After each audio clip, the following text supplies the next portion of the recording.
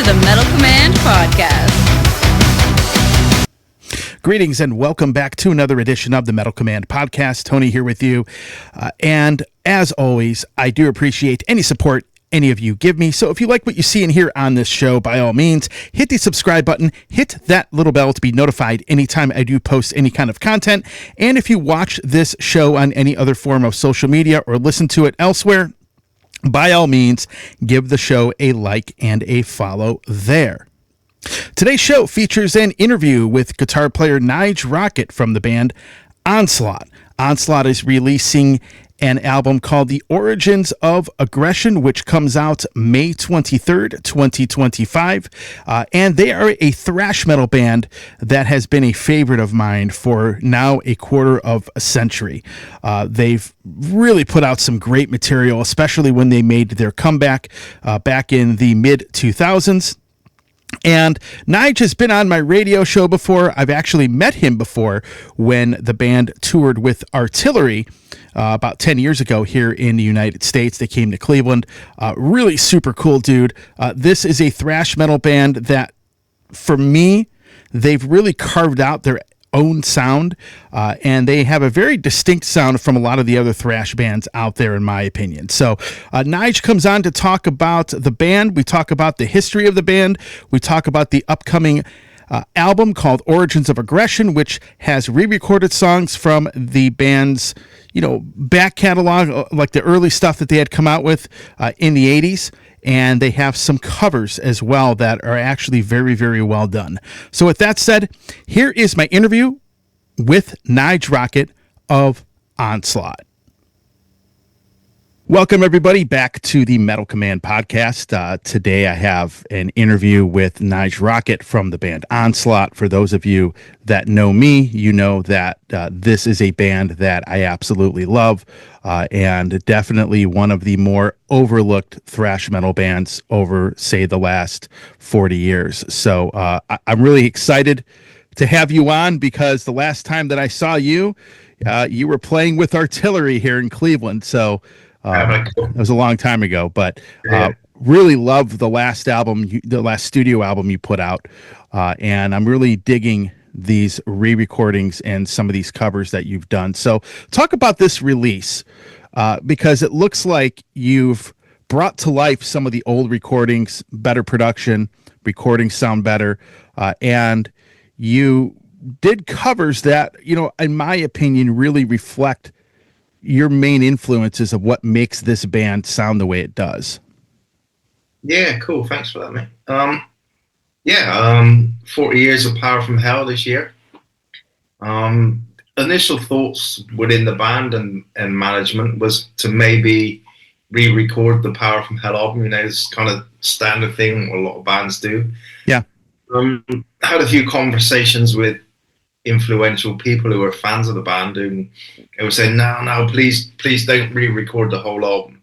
Kind of, why are you saying that? Well, these people I spoke to who held that album very close to their heart, part of their youth, and they said, don't touch it. It was like a special thing.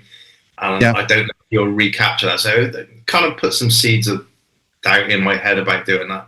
And it was a kind of standard thing to do anyway. So we kind of thought out of the box a little bit then. So, okay, 40 years of Power from Hell. Let's maybe show the fans where this album came from, maybe. The influences that brought about the Power from Hell music. Hence the cover versions that we've re-recorded or recorded. They kind of tell that story from what made us want to form the band and what influences we had to make Power from Hell what it was, and the band what it was even. Yeah. So yeah, I mean, every cover track has a story to tell, which I've kind of put some notes on the album sleeve to do that, so people are clear what the reasoning behind each track. And then we'll refresh a few Power from Hell tracks, which we did. Another one of the first songs we ever wrote, and some of the other catalogue from 82 to 89, with Dave Garnett singing on it now, just to give newer fans maybe an insight into the old stuff of the band with a fresh feel. Sure.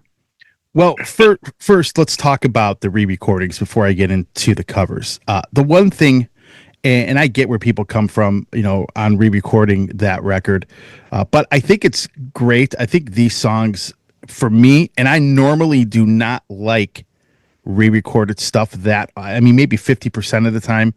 I think these songs really needed kind of an updated sound in today's Yeah, world to be brought into light. And I think even if you recorded the whole Power from Hell album, for me, it wouldn't bother me at all. I think some bands will touch albums that I think they don't really need to do it, but I think with the production quality and the technology we have today, I think it really brings these songs to light in a more modern way. And I actually enjoyed the re-recordings, to be honest. yeah, I tend to agree with that. But in a way, I love what we've done with the re-recordings. But now, because we're playing the album live, Yeah. and we've been living with the songs now for the past 6 months, rehearsals and what have you. I'm glad that if we re-recorded the whole album now, it would sound way different because we've been living with the songs for so long. We've been really getting involved in depth in those songs. I think it would sound very cool if we'd done it now. If we'd have done it 6 months ago, I don't think it would have sounded so great. It would have just sounded like Power from Hell re-recording with a nicer sound. But I think what we've done to the songs now, we haven't changed anything. It's just how we're feeling the tracks now, and in particular how Dave's delivering the vocals on those tracks sounds incredible. So I think the fans are going to be in for a great experience live when we play those tracks. But yeah, they do sound fresh. I mean, it brings that stuff. I mean, we weren't superb musicians back then, which now everything's tightened up and more modern, like you say. So young fans are used to this kind of sound. Are going to appreciate those tracks much more, I think, now than they would listening to the original album. Yeah. The interesting re-recorded track, probably the most interesting one on there, because I think, first of all, we'll get to Dave here in a minute, but I think he's an outstanding choice for a vocalist for this band, with just his voice and how he sounded on, the Generation Antichrist album and just how he sounds on these songs. But the interesting song for me, which sounds different than the original, is going to be In Search of Sanity. Much different album, much different vocalist than Steve Grimmett, who is sadly not with us anymore. And was it challenging to do that? Because, all the other songs are pretty in your face, straight ahead, brutal, but In Search of Sanity was a big departure from what you guys, and I think that album was actually very good, but it's a big departure from your normal sound. And what was it like thinking about, why did you decide to actually re-record that song? And, was it kind of difficult to approach it with his style of singing? No, it's something I've wanted to do and the band want to do as well for some time. This is one album we want to re-record in full, which we will do. We've discussed it with the label already. We will record that album in future, because for me, it wasn't a true Onslaught album, I love the songs on it. The songs are fantastic, but due to, let's call it, label interference, etc., that album never came out how it should have been. It was very watered down in its sound, and with the addition of Steve Grimmett, may he rest in peace, great vocalist, absolutely great vocalist, but not really the right guy for Onslaught, I don't think. And I mean, a lot of people like it. It gave us a whole new fan base, but I think it kind of alienated some of the older fan base as well that didn't really appreciate that. And for me, it kind of it's haunted me a little bit, because it just never turned out how I envisaged that album to go, Especially after the demos we'd done with Psychea. They sounded like a natural progression on from The Force. But it just wasn't to be with that record. So it's important to me in the future to make that album and do it how I felt it should have been first time round. Yeah. So the weird thing about, obviously, we wanted to make it heavier, more aggressive, but usually Dave likes to have myself and a producer in when he's doing his vocals. But he went away and done this on his own at home. I don't know why, because it was a big challenge for him to do, to match up or even go one step better than Steve Grimmin. Obviously not copying his voice at all, but delivering it in his style, right? And how Onslaught wanted it to be right now. And he went away and did this on his own without any kind of direction or guide from us at all. And as soon as it came back to me, I was like, wow, this is fucking incredible. He's really nailed it and changed some important things. I mean, that he wasn't necessarily going to hit. I mean, he can hit some notes, man, but obviously Steve was right out there with his high vocals, but they've changed some things to take it other ways, and it sounds incredible. I think he's done absolutely amazing job on it, and I'm so pleased with that track. Probably the most, for me, is the most pleasurable track on that album. Yeah, he definitely brought new life into that song. You know, when I heard that, actually, I'm not going to lie to you. When I saw that was on the track list, when I got the promo, I went to that song first because I wanted to see what that was. I knew the other songs, because Dave's vocals are very good. I knew the other songs would easily sound very good, and they do. But that was the curiosity for me. And, you know, it's always interesting when you talk about how the demos from that In Search of Sanity album actually sound different than how it turned out. Did his vocals on In Search of Sanity, is it close to what the demo sounded like, or is it, you know, slightly different? Well, I don't even have copies of those demos anymore. I don't know where they are. I'm stupid in the fact that I don't ever collect anything. And I don't even have any of the demos from back in '82 or nothing like this. It's stupid, but I don't have copies, so we didn't have any reference to that either. So all I remember, it was with Cy singing in it, his style of The Force, and it was a lot dirtier and a lot heavier than what the album version was. So Dave had no reference to go to on that, and neither did we, and he just delivered big time. Yeah. Well, I'm not going to go into each individual cover that you did, but I would like to talk about the bands you covered or what influence they had on you, because I think, you know, the interesting thing about Onslaught and what really makes the band unique for me, if you listen to a lot of the other thrash bands at the time, the Bay Area bands, maybe a lot of the German heavy metal bands and the bands from Europe and stuff, like everyone talks about Sodom and Creator and all these bands, and they had a little more heavy metal, straight ahead classic heavy metal sound, a classic heavy metal sound to their music.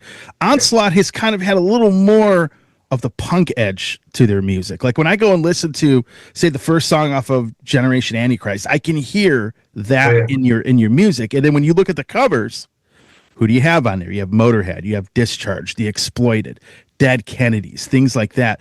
So a lot of these punk covers like Discharge and the Exploited and the Dead Kennedys, and these punk bands, how big of an influence, because I know that was very big in Britain, in the late 70s, early 80s. How much influence did these bands have on you? Why did you choose those specific songs from a lot of these punk bands that were out that influenced your music? Yeah, I mean, that's what I grew up on. I was into punk music from 12 years old.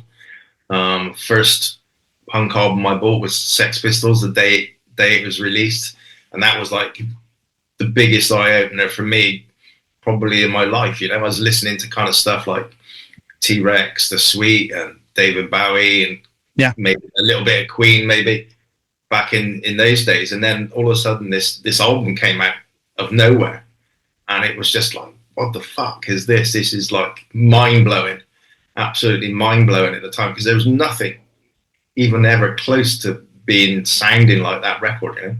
It changed my life musically from there on, and it was like I got into punk massively after that.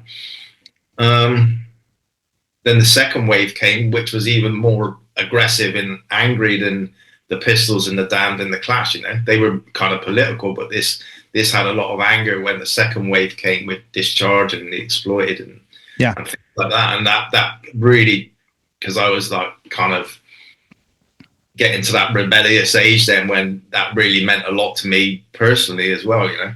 Yeah. So that was a massive influence on the band, and I used to follow those bands around with Paul, who I formed the band with.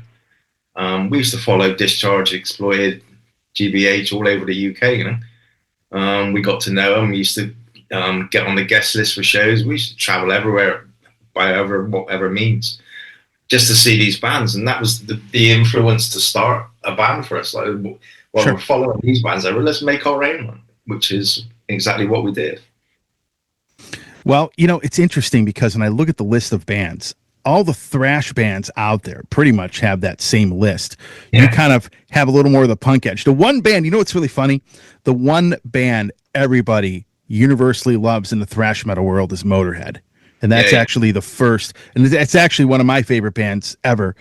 What kind of influence did a guy like Lemmy and that band have on you? You picked the song Iron Fist, which I think is cool because, you know, you don't really see people cover that song too often. And I'm curious why you picked that specific song.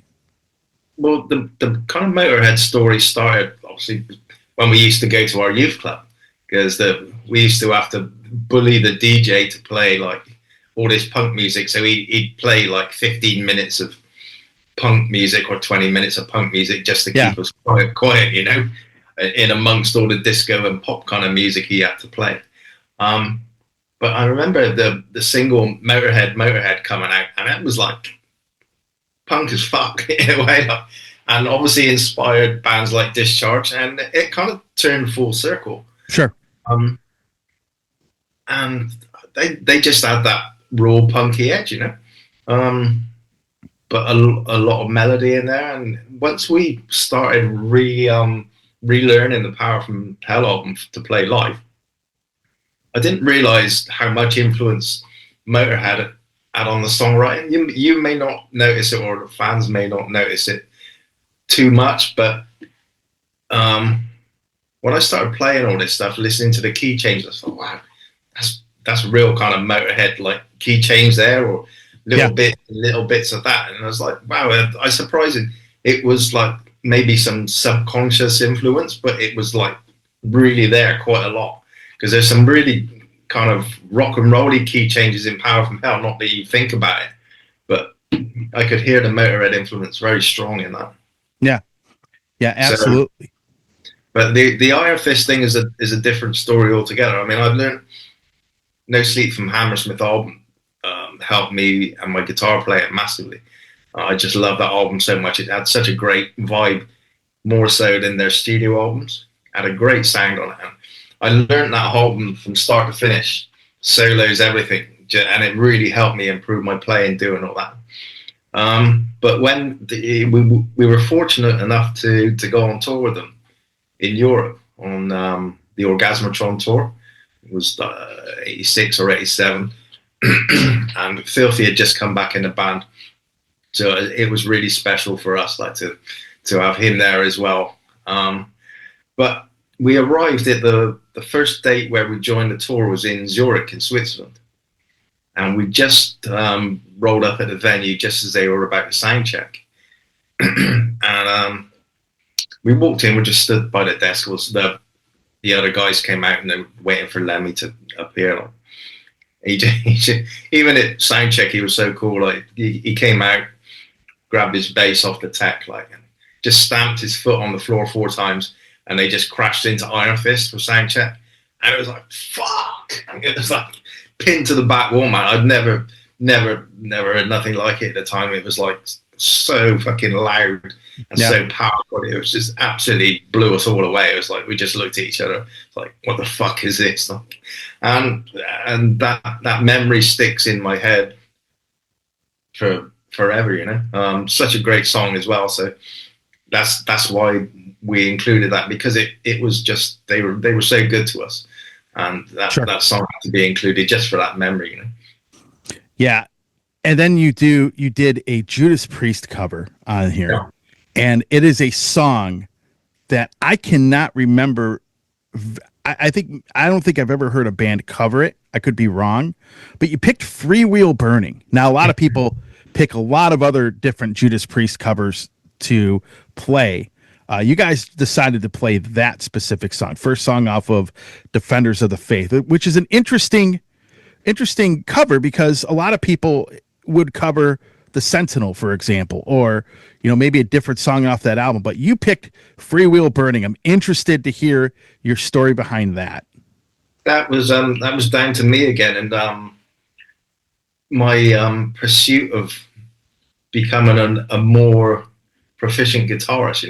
Mm-hmm. I heard that track for the first time, and I just love the vibe of it. I love the aggression of it and the power, and the solo coming. I thought, wow, this is absolutely incredible.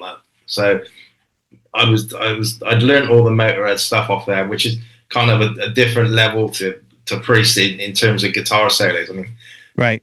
Motorhead, very rock and roll bluesy type solos, and then the solo on Free Will Burn is a lot more full on metal type shredding stuff. Sure. I thought I got to learn this solo. I have to learn this solo. So I think it took me a fucking long time. Basically, I even slowed the record down at the beginning just to get the notes and get the phrasing and what's going on before I could speed it back up and jam along with it. Yeah. I nailed it in the end. It took me a long time, but I was so chuffed when I actually nailed it and I've got this, and it improved and taught me a lot of things about playing lead guitar at the time. So that's why that track was included on the album. Plus, it was my favorite Priest track, and it still is. I'll be honest with you. It's probably close to being my favorite Priest album, but I was actually surprised when I saw that as a cover. Just because it's not a typical song people would probably cover by that, even though it's very good. Yeah, I know what you mean. Yeah. But it learned loads for me. It improved my playing no end and taught me all sorts of different things about soloing. So yeah. Well, and I'll ask you one more question about the covers before I get into my next set of questions. I'm going to ask you. You have Black Sabbath, War Pigs, obvious choice. I mean, probably the most influential band in metal. What impact? Everybody has a different story of how Black Sabbath influenced them. Some people, will even talk about the Dio years. Some people will talk about the first couple albums. For you, why War Pigs? Very common song for people to typically cover, but what's your story behind that track? I think it's just got a unique vibe about the song, but it was the lyrics that really grabbed me, Yeah. Being that kind of ilk of a song, it was very relevant lyrically, and the music when I first heard it was almost secondary. But then once you see beyond, I was listening to the lyrics and see beyond that, and then it's an incredible song. It's not the most energetic Sabbath song, not the most lively or aggressive song, but it just got something very dark about it. And we used to jam it at rehearsal a lot, just because it was so cool. It's not intricate, it's not going to improve our playing a great deal, but it was just a song that had that vibe. It was so heavy and powerful, and like I said, the lyrics just were incredible. So we have took it up a notch or two in tempo wise, just to give it a bit more of a thrashy feel, but it certainly brings it to life a lot more. And I just that was it. The lyrics sold it for me straight away. Right. So I want to talk about your singer for a minute, Dave, because Cy obviously was not going to be in the band, and to replace him, he's not. He was thrash metal vocalist, but he's not the easiest guy, I think, to replace for the way that Onslaught needs to sound. But you found Dave, and I remember hearing the album Generation Antichrist, and I thought the guy sounded incredible and fit the band perfectly. Talk about how you found him. How did you find this guy? And what was it about him that made you, aside from his voice, that made you want to bring him into the band? Well, Dave was in a band with our drummer James previously. And we obviously knew that Cy was going to leave. So we were all in discussion about where should we go. We had a few names in mind. And James said, look, let me get Dave, have a word with Dave, speak to him, see if we knew he's a massive fan of the band, but said whether he thinks he can pull it off. I said fine, because I checked out their band previous, and I thought, well, nah, Dave doesn't sound what we're looking for particularly. But James said, trust me, he's got something that you probably haven't seen or you don't know about. So he went away, and Dave was obviously really stoked about getting the chance to join the band. He said, look, I have this other side. I have several sides of vocals that I can deliver. And I know, being a fan of the band, I know that I can deliver exactly what you want. So came to rehearsal. We played pretty much, I guess, a lot of the Force stuff and some Killing Peace and stuff. And he just blew us away. Absolutely incredible. Yeah.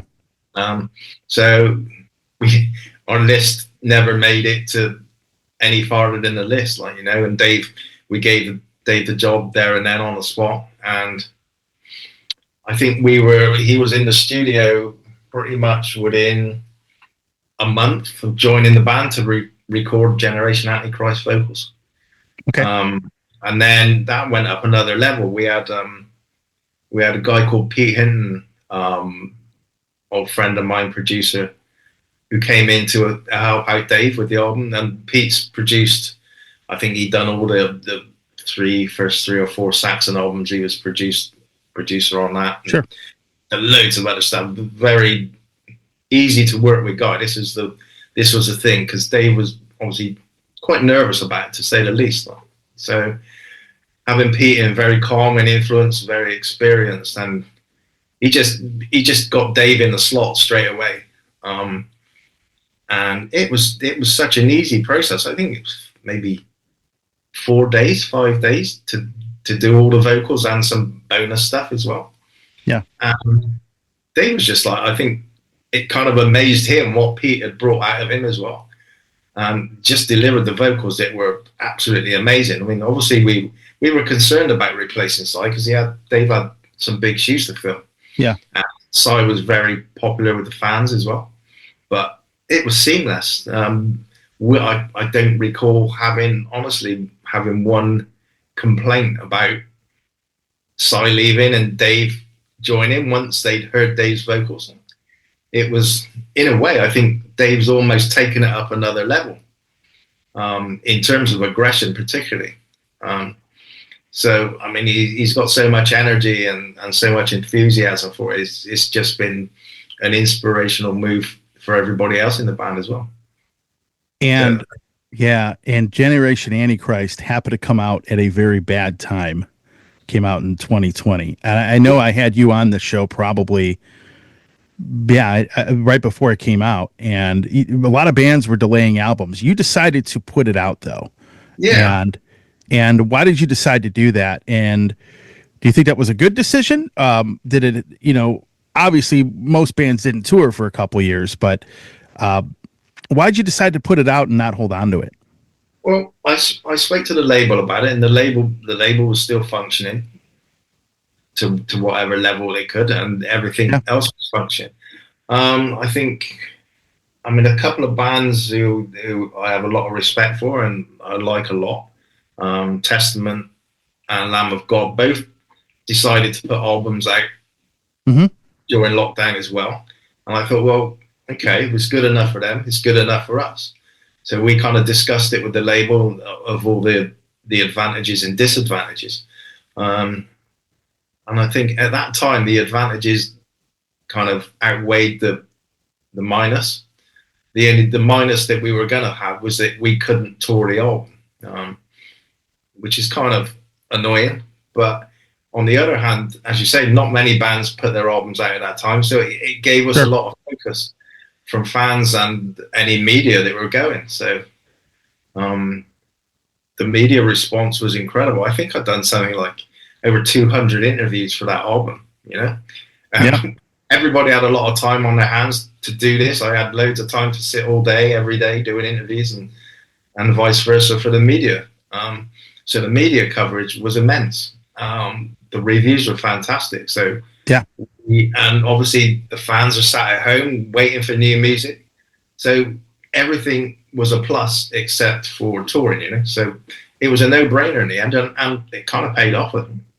Yeah, and the other thing is, if everybody's holding on to their albums, eventually everybody's going to release them all at the same time. You have double the amount of records coming out. So, yeah, it was an interesting time. I think the album is fantastic, which leads me into the next question. How far along are you on the next one, the actual next studio album? I've got a decent start on it, shall we say. If I have one fault about myself, I find it difficult to multitask.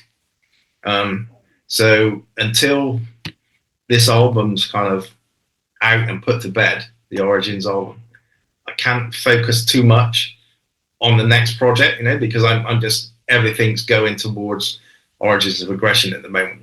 Sure.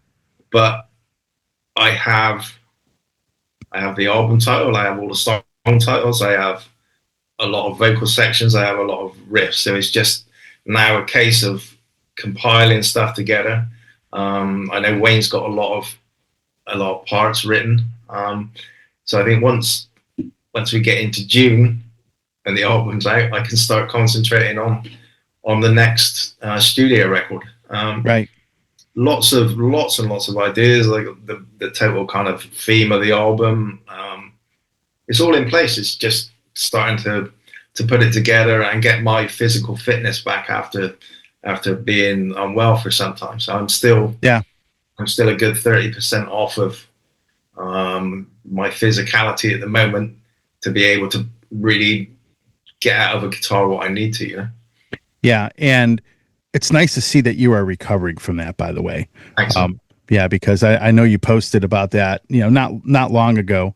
But yeah, I mean, this kind of music, man, you got to physically be able to do it, especially with what you guys play. So, yeah. So, speaking of, obviously this album, you have a new label that you're a part of, Reigning Phoenix Music. Now I know AFM, pretty much every band kind of became a casualty of the buyout and all that stuff.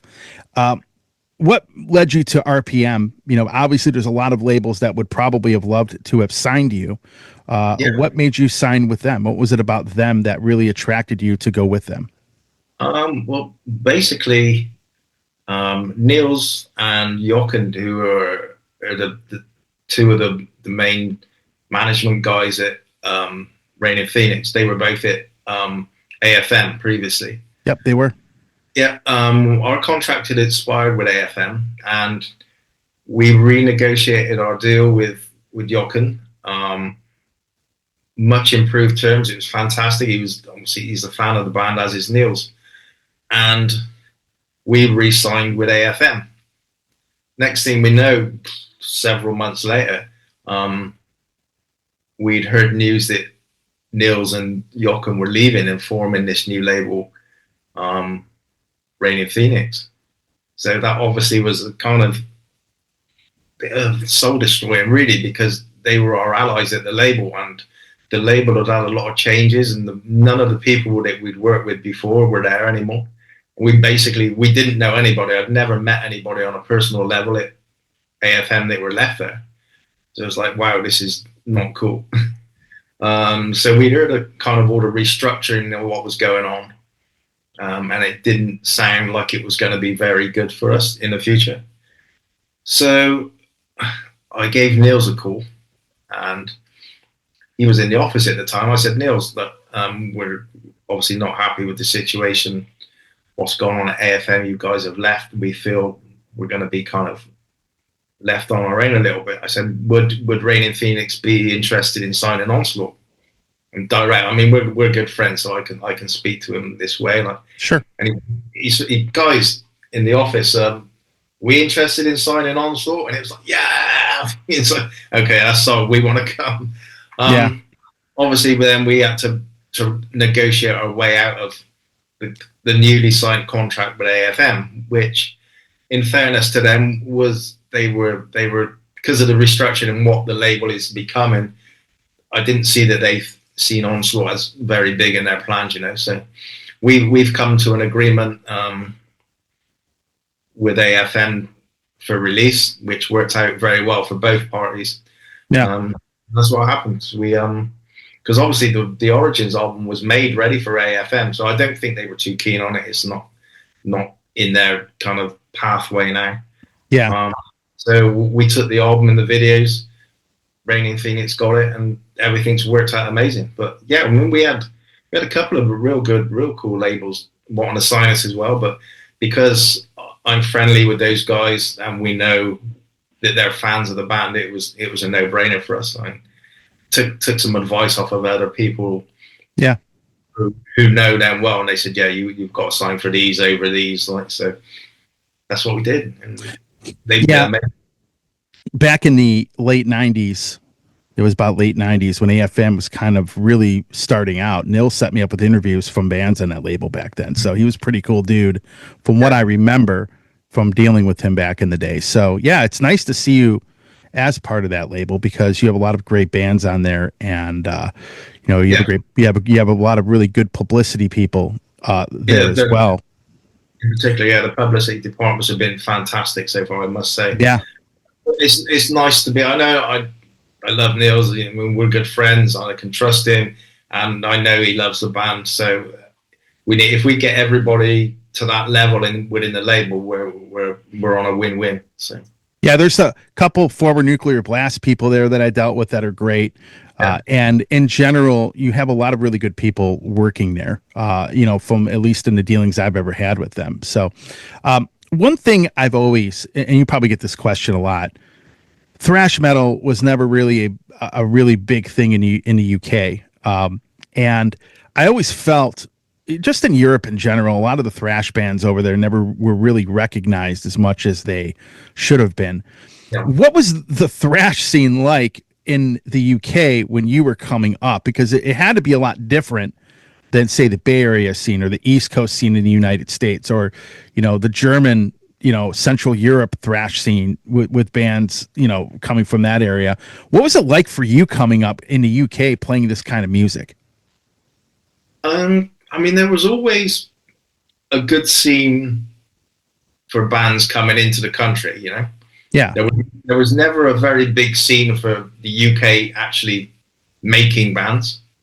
I mean, when we formed, there was probably only one or two other bands, and that went on for 2 or 3 years. So there was no bands, no thrash bands at all, basically. But there was a decent scene for the music. I mean, you have to look at, I think, the first time Slayer came to the UK, they played at the Marquee Club, which was like 250, 300 capacity. I think Metallica, same thing when they came over. And it took until the back end of Master of Puppets, really, for Metallica to start playing kind of 2,000 cap venues. Yeah. But I mean, it was, I guess, from like 86 onwards, it started to get a lot bigger, I guess, when it started to feed off America a little bit more. But I mean, it wasn't massive, but there was always a good fan base in England for it. Maybe not as much as Europe either, but it kind of grew as the years went on. But we never had the volume of bands like the Americans did, that's for sure. Yeah.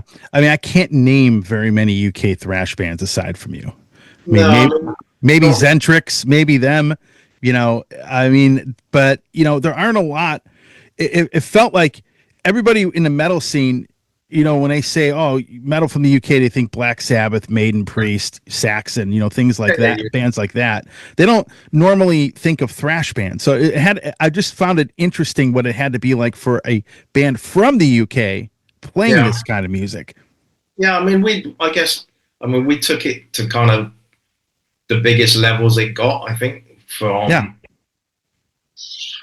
86 to 89. I mean, we went up from playing clubs like the Marquee and venues like that up into theaters and stuff. But that's as big as it ever got for any UK bands, Mm-hmm.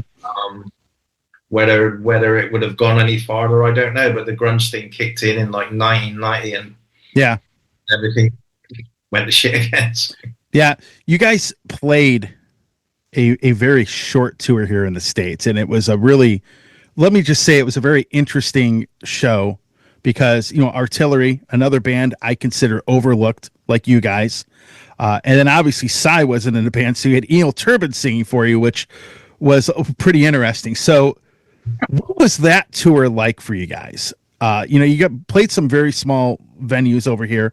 Obviously, Onslaught is a band that really had never really truly made it over here before.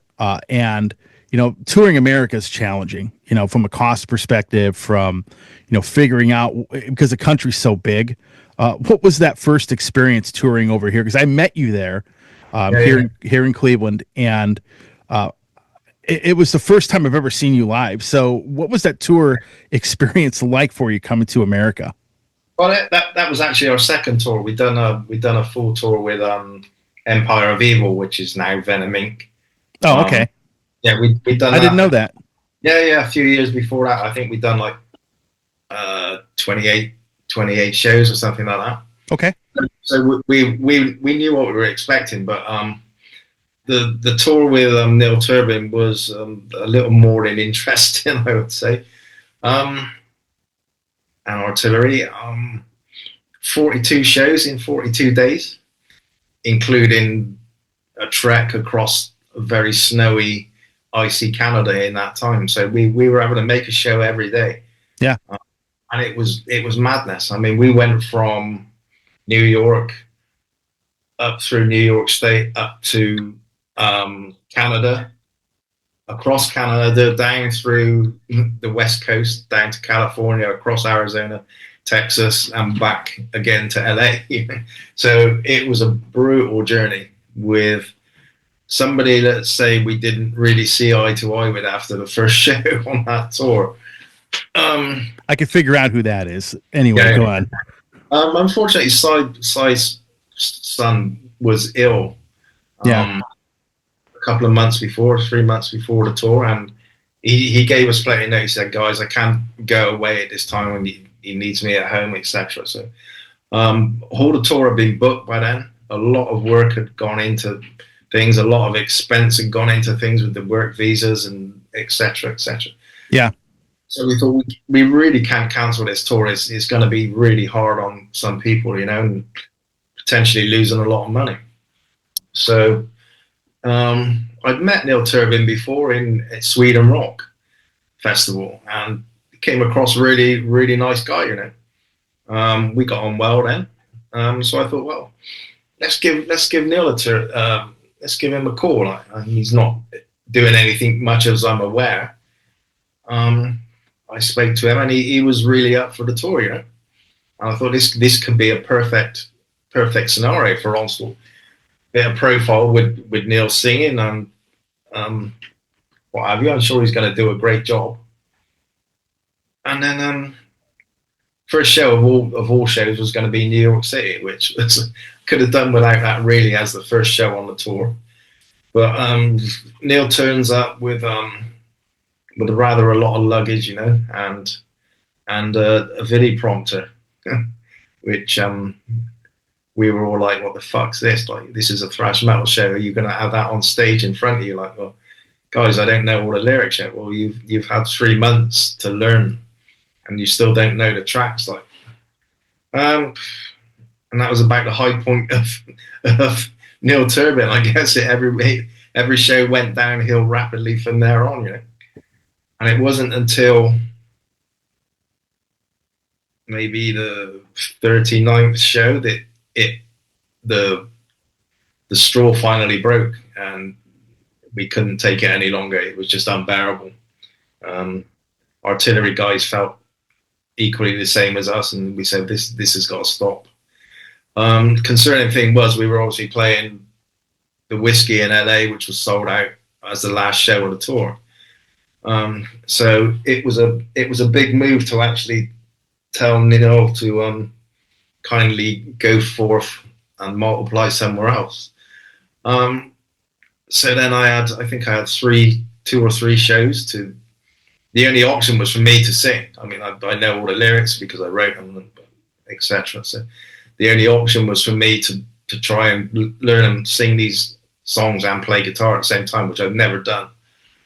So I was basically sat in a hotel room or the van, whatever, just going through this stuff. I remember the first show, I think in Arizona, was a complete disaster. Really, I really couldn't pull it off, and I do apologize to anybody who was there that night. But we got to LA, and I was kind of pulling it together a little bit. We'd spoken with the other bands. I think it was Artillery and a band called VX36, and we all decided that they were going to chip in and help out with vocals here and there, do little bits, come on stage, come off, and that's what they did. And I remember we arrived on stage. I made the announcement to the whiskey, like what would happen. Most people are aware because I'd spoke to journalists before who would kindly put the story out what was going on. First song kicked in and the place just went absolutely fucking insane. And it was just one of the most enjoyable gigs we've ever done. After that, it was crazy. It was like a party atmosphere in the end. Everybody, the crowd helped us along. The bands all chipped in, and it was just one big like end of tour party show, you know. Yeah. And came off stage after a few beers, and all the security guys were coming around like, and they were like, "Man, this is one of the best shows we've ever seen at the Whiskey." It was like they were all called. We want to buy shirts. So the atmosphere was just brilliant with the staff as well. It was superb. So we kind of saved our asses a little bit with that one show because obviously we got a lot of publicity on that one. So yeah, a few tough lessons learned. We got away with it in the end. I still have my tour shirt from that tour. Again, you know, it was just cool to just see you guys play the songs live. You know, there was a small venue. There were small venues, at least the one here was. But you know, it was definitely cool. You know, I hope to see you guys over here at some point. You know, down the road. We were supposed to be over 2 weeks ago for Hell's Heroes in Texas. Yeah, but our work visas didn't arrive in time. 3 of the guys got their visas 2 days before we were due to fly. And myself and Wayne, the other guitarist, I got mine this Monday, just gone. And I'm not sure if he still received his back yet. So we had to pull out of that one. Extreme, immense cost because flights were booked. Yeah. Visas were paid for. But now we've got our visas. So we got 3-year work visas now, which allows us obviously to come and play at any time we like in the States now for the next 3 years. So yeah.